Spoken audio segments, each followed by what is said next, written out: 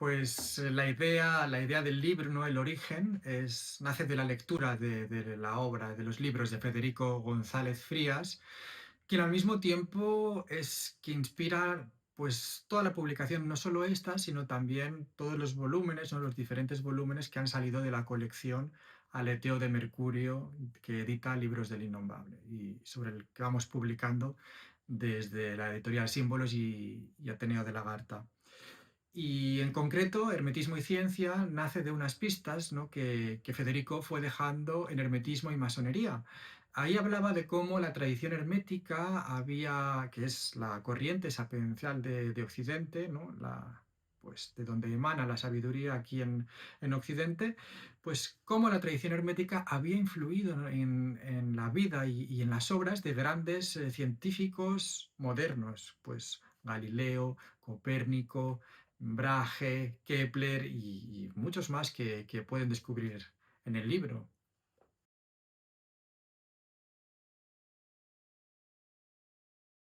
Pues como comentaba, la selección de autores viene dada por la obra de Federico. Ahí se iban dando pistas sobre qué autores investigar y desde ahí he ido navegando, he ido buscando obras aquí, obras allá y no solo las más conocidas, sino pues todo lo que había salido de sus manos, como por ejemplo los diarios personales, que son muy curiosos estos documentos, ¿no?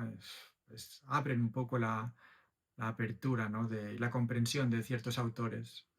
En cuanto al proceso, pues no ha sido fácil, pues muchas veces he tenido que recurrir a fondos de bibliotecas, como la Biblioteca de Bodleiana de Oxford, la Nacional de Francia, y ahí pues donde se guardan documentos originales, primeras ediciones y otras publicaciones que todavía no han sido publicadas en nuestro idioma, ¿no? No han sido editadas en castellano. Y aquí, pues lógicamente, la tarea no solo ha sido de lectura y selección, sino también de traducción. Y esto es algo que me gustaría remarcar, ¿no? La traducción es importante, ¿no? Conocer la gramática y todas las normas de una lengua, pero lo que es más importante para hacer una traducción fidedigna, ¿no? Y leal a la original es la comprensión de las ideas que hay detrás de cada una de las palabras, porque es desde las ideas, ¿no? que una traducción se puede hacer realmente verdad, ¿no? Haciendo honor al término que el autor quería escribir y no tanto de las normas que cambian con el tiempo y con el espacio. Eso quería nombrarlo también.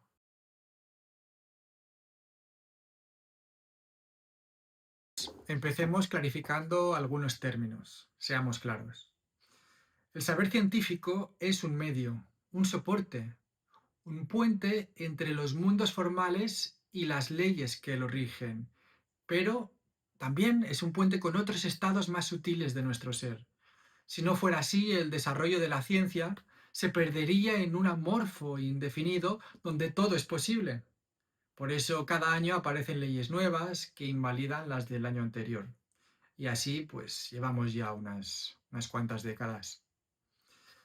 La ciencia, como la entendemos nosotros y como también la entendían los autores que aquí aparecen, es simplemente un modo de concepción de la posibilidad universal a través de sus múltiples manifestaciones. Es decir, la ciencia es un medio y no un fin en la búsqueda del ser de su yo más interno. Al final, pues es cuestión de perspectiva, ¿verdad? No situarse en una parcela reducida y ver solo a través de 30 grados, que podríamos llamar bioquímica, física o botánica. No, sería más bien situarse en el cenit de todas las ciencias modernas y ver la unanimidad y la belleza del discurso universal. Y así, y sólo así, es como la ciencia es fructífera. Y si hablamos de visión o de perspectiva, tendremos que hablar también de quién hay detrás de ese ojo, ¿no? Quién instruye y transmite esa visión de unión y de trascendencia. Y aquí es donde entra la tradición hermética, la rama de la tradición primordial propia de Occidente, que es el motor intelectual que impulsará la realización intelectual por más de 2000 años. Y pues bueno, esto es lo que me gustaría transmitir con la publicación de este volumen. La vigencia de la tradición hermética a través de la historia. Más concretamente, en el periodo histórico que hoy conocemos como Revolución Científica.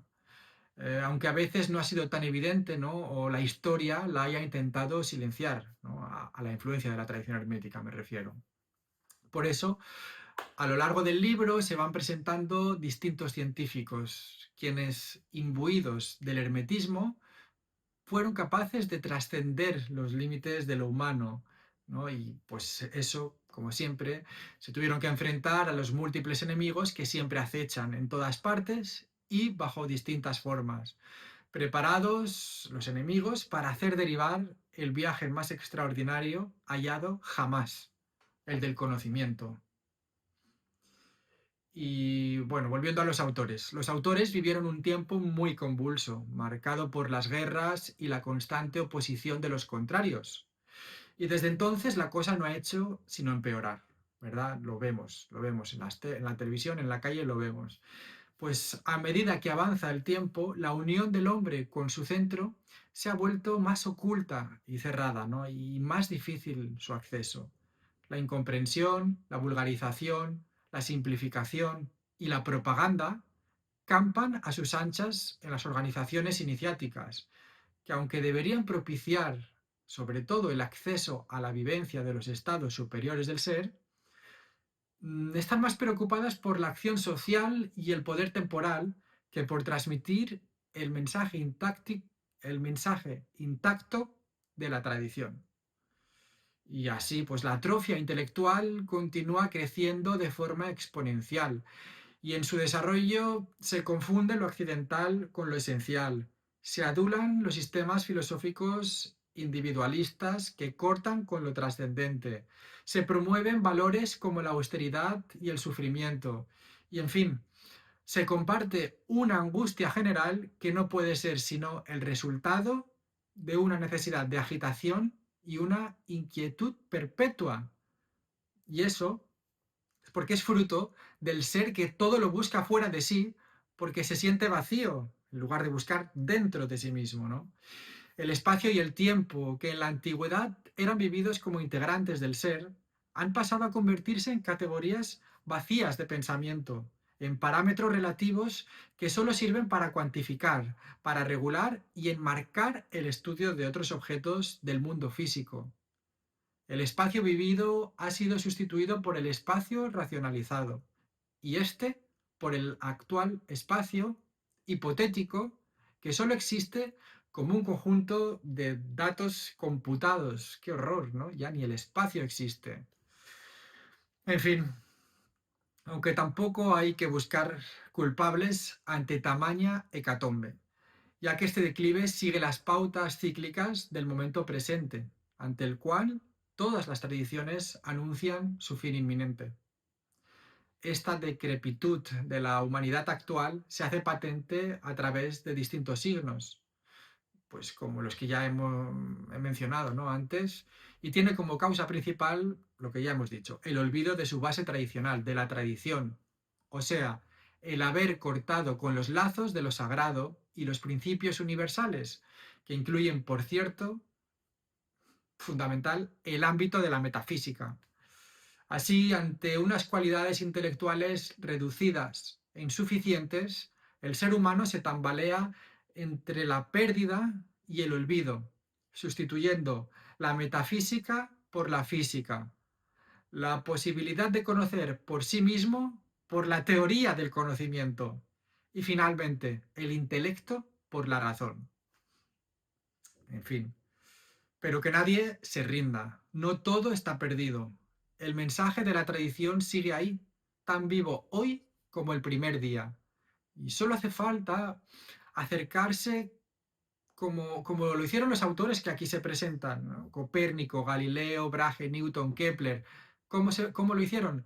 Pues de forma concentrada y con buena voluntad, y profundizar la doctrina en la medida en que cada uno pueda, Así se establecerá la comunicación entre el individuo y otros estados del ser que también lo conforman, aunque no se puedan computar ni siquiera expresar.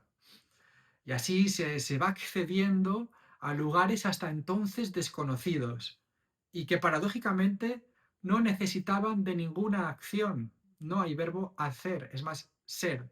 De este modo, y sólo así, bajo esta visión, las leyes de la naturaleza, la ciencia moderna, será un soporte que expresará a su manera ideas que la superan, que están más allá.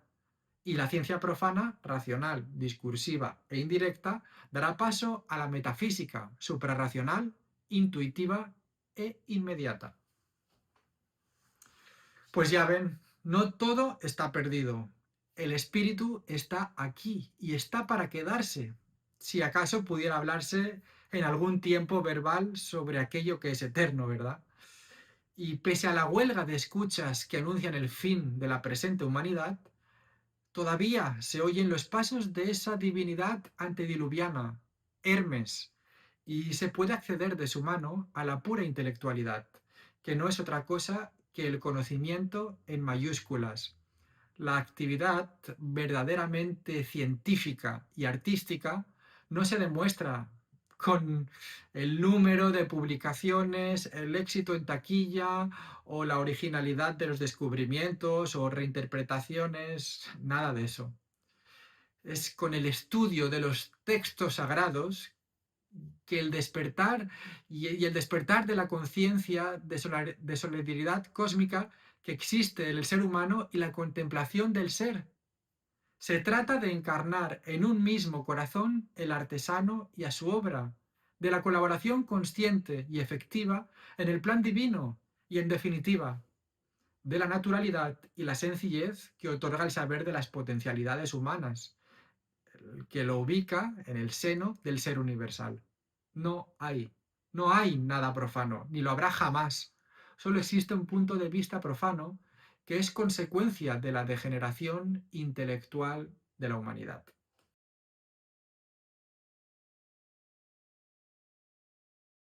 A continuación se muestra un pequeño extracto de los diversos autores que van apareciendo en el libro, donde ya se puede ir dilucidando pues tanto su amplitud de pensamiento como la pervivencia de la tradición hermética en Occidente.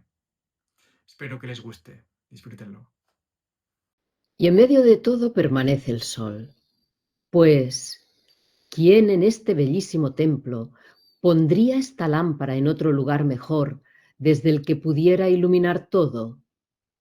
Y no sin razón, unos le llaman lámpara del mundo, otros mente, otros rector. Trismegisto le llamó Dios visible. En vista de esto, y siendo como se ha dicho que dos verdades no pueden contradecirse, es función de los sabios intérpretes el esforzarse por encontrar los verdaderos sentidos de los pasajes sagrados, que indudablemente concordarán con aquellas conclusiones naturales de las que tuviésemos de antemano certeza y seguridad por la evidencia de los sentidos o por las demostraciones necesarias. Mas aún siendo, como se ha dicho, que las escrituras, por razones aducidas, admiten en muchos pasajes interpretaciones distintas del significado de las palabras. Tal vez aquellos que en otras ocasiones afirman, y con gran verdad, que lo que sabemos es la mínima parte de lo que ignoramos. Mas aún todavía, si nosotros sabemos por boca del mismo Espíritu Santo que Dios dio el mundo al hombre para que pensara, pero el hombre no abarca la obra que Dios hizo de principio al fin, no se deberá, a mi modo de ver, haciendo caso omiso de tal sentencia, obstruir el camino al libre filosofar sobre las cosas del mundo y de la naturaleza, casi como si ellas hubiesen ya sido todas con seguridad comprendidas y descubiertas. Toda la astronomía no tiene tanto valor como para incomodar a un solo de los pequeños que siguen a Cristo. Pero como la mayoría de los estudiosos tampoco es capaz de ascender hasta la elevada concepción de Copérnico, entonces imitaremos a los pitagóricos también en sus costumbres. Cuando alguien nos pregunte en privado por nuestro parecer, expondremos con claridad nuestras ideas. En público, en cambio, guardaremos silencio. De esta forma, adornó las obras prodigiosas de su sabiduría él, el que es y será por siempre anterior a todos los tiempos. Nada sobra, nada falta, todo está emparejado, cada cosa enfrentada a otra, ninguna carece de contrario. Ha dotado a cada una de sus atractivos. ¿Cómo cansarse de contemplar su grandiosidad? Cabe recordar que no todo tiene que ser como queda recogido aquí, porque el Señor dirige y ejerce su poder sobre sus criaturas según le plazca. Y los seres humanos están dotados de libre voluntad como regalo de Dios, según la cual pueden romper o alejar los signos de la naturaleza, si escogen vivir de otra manera, a la luz verdadera del intelecto. Algunos investigan en soledad sobre altos asuntos que están asidos más allá de la comprensión del corriente mortal. Saturno, la estrella más alta, les conforma oportunamente. Otros están más interesados en temas políticos y judiciales, sobre los cuales brilla el esplendor de Júpiter. Algunos no respiran otra cosa sino guerra, masacres, alboroto y disputas. A estos, el fervor de Marte les agita. Otros buscan honores, dignidad y dominar en diversos asuntos influidos por la ambiciosa influencia del Sol. Están aquellos quienes pasan su vida en temas amorosos, placeres, bellas artes y otros placeres varios. Venus, la estrella encinta, les ha encantado. Otros se dedican de pleno a ingeniosas artesanías e incluso al comercio. A esos les ha estimulado Mercurio. Algunos, influenciados por la naturaleza lunar, pasan su tiempo en asuntos populares, peregrinajes, viajes, pesca y temas similares. De esta manera, la gran variedad de temperamentos puede ser vista como la influencia de las 7 estrellas errantes. Mucha gente se ve afectada por la influencia de sus diversas combinaciones, siguiendo diferentes tipos de actividades en diversos momentos de sus vidas. Unas veces se ocupan de un asunto y otras de otro, según ellos estén sujetos a las influencias secretas de este o aquel planeta. Esta proposición de la sociedad puede entenderse en varios sentidos, que leyendo este libro se comprende la lectura espiritual y la interpretación de las escrituras ocultas del gran libro de la naturaleza, en las que el impresor es la luz divina y los caracteres, la apariencia de las criaturas y las letras, impresa en todas partes y dispersa a través del conjunto del espíritu mundano, cuyas partes son las hojas de este mismo libro. O bien, se lo toma por el libro secreto, mediante cuyas letras y la envoltura de sus palabras se revela la majestad divina y se comprenden todas las propiedades de las criaturas del mundo, las ciencias, las artes y todo lo demás que puede ser concebido por el hombre. Y dicho libro es breve para nuestro sentido y está comprendido en un solo capítulo del Génesis, a saber, el primero. Y si su recipiente, hecho de letras que matan, se abre y sus secretos son pesados por los ojos del intelecto, se encontrará que en su interior se esconden infinidad de tesoros y todas las cosas que el corazón puede desear. Agradezco a Dios el permitirme estar en la posición que siempre he deseado, poder vivir para mí mismo y mis estudios sin ser impelido a trabajos forzosos para ganarme el sustento en este mundo.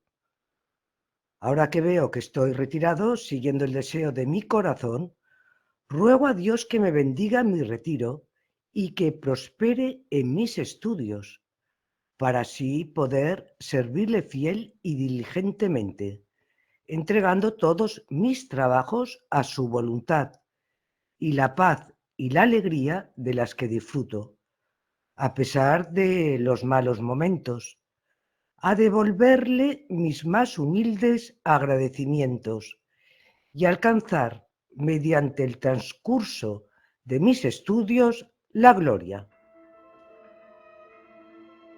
El número es la madre y la llave de las artes, da la vida y abre la puerta al mar del conocimiento, desde donde la divina mano concede todo aquello relativo a la tierra.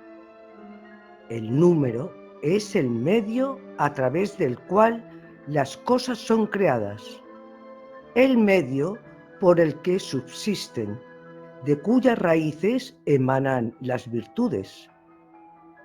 El modelo que el gran creador pensó, lugar donde todas las cosas encuentran su materia y forma, donde la armonía se vuelve alma, un marco hecho de números, bendita concordancia. El observador, disciplinado por su poder, podrá penetrar en las propiedades de las criaturas y ver sus distintas virtudes, naturalezas y formas, y decir al mundo profano dónde residen los secretos, y a través de las cosas materiales elevarse más alto hacia la cumbre de las inmateriales. ¿Acaso no ordenó a Noé que construyera un arca, que la recubriera por dentro y por fuera, y esto para salvar la vida en un momento en que él mismo estaba decidido a destruirla, en un tiempo en el que no era conocida la mecánica, sino por el pequeño agricultor y unos pocos trucos de Tubal-Caín y sus hermanos? Incluso estas invenciones también provienen de la luz que él sembró en el hombre, en esencia perpetuamente ocupado, y cuya ambición es realizar maravillas, aun cuando lo único que llega a construir no llega a traspasar lo fantástico y monstruoso. No fue él quien estableció su espíritu en Bezalel, el hijo de Urit, y en Aholiat, el hijo de Ahisamat. No fue él quien les enseñó a manejar trabajos preciosos, como trabajar el oro, la plata, el metal, el tallado de la piedra, el nivel, la carpintería y todas las otras artesanías.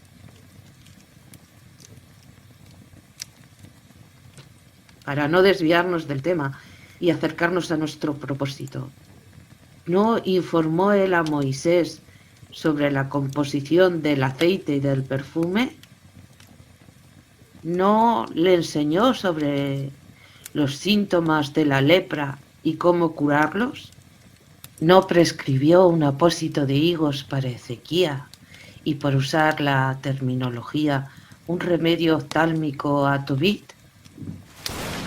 ¿No fue el mismo Jesucristo en carne y hueso quien operaba sus milagros en nuestros cuerpos, como cuando su cura era la de nuestras almas? ¿No es lo mismo ahora que entonces? Es más, ¿no fue él el mismo desde el principio?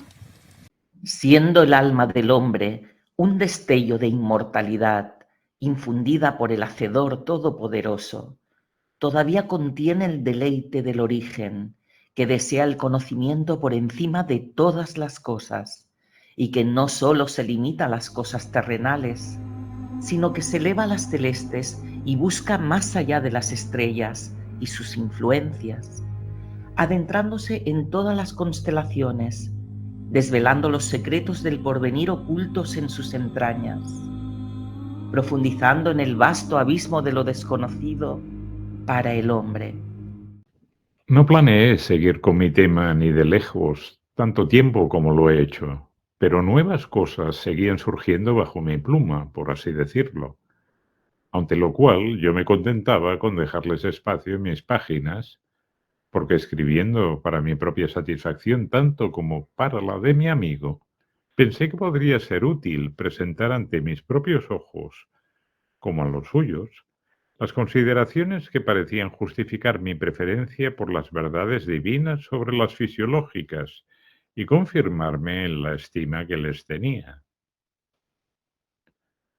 Los atributos divinos son temas tan fructíferos y tan dignos de nuestra admiración que todo el tejido del universo y todos los fenómenos que se exhiben en él son simplemente expresiones imperfectas de la sabiduría de Dios y algunos de sus otros atributos.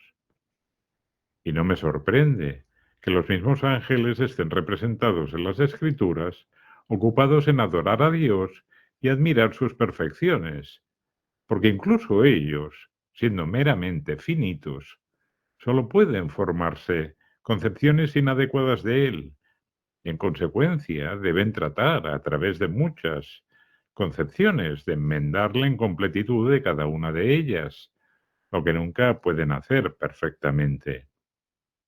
Sin embargo, está muy mal dejar que la infinitud de Dios nos desanime de indagar en su naturaleza y atributos.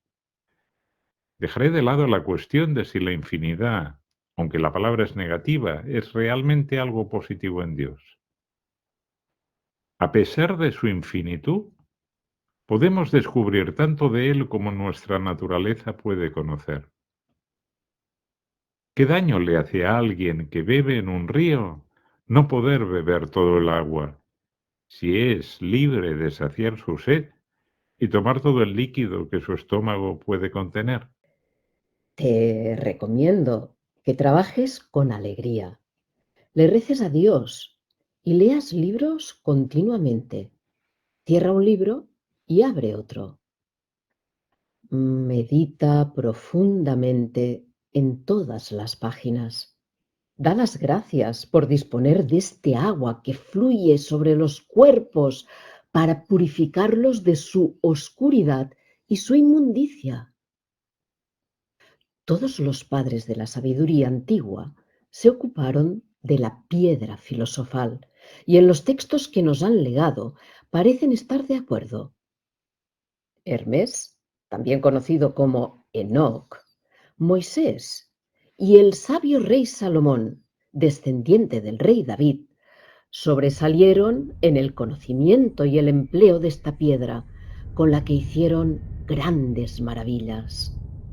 Moisés sobrepasó en todo a los sabios egipcios. De Hermes se dice que, tras conseguir el dominio de la piedra angélica, se apoderó de los poderes que contienen el resto de piedras. Pues esto es lo que yo he creído comprender. La fuerza divina de la piedra filosofal es invencible y puede sojuzgar al resto de piedras. Hermes añadió que solo un hombre digno de Dios, alguien que tenga el corazón puro como el mármol blanco, podrá usar la piedra. Y solo podrá usarla por dictamen expreso de Dios. De manera que si Hermes pudo manejarla, fue solo porque Dios se la envió.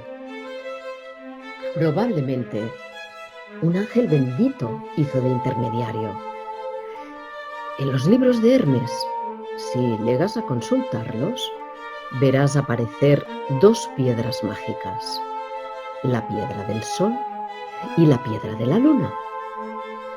Allí te enseñarán no solo a usarlas, sino también a leer unas letras que parecen hebreas y que debes tallarlas con tu propia mano en la superficie de estas piedras, si es que llegas a poseerlas.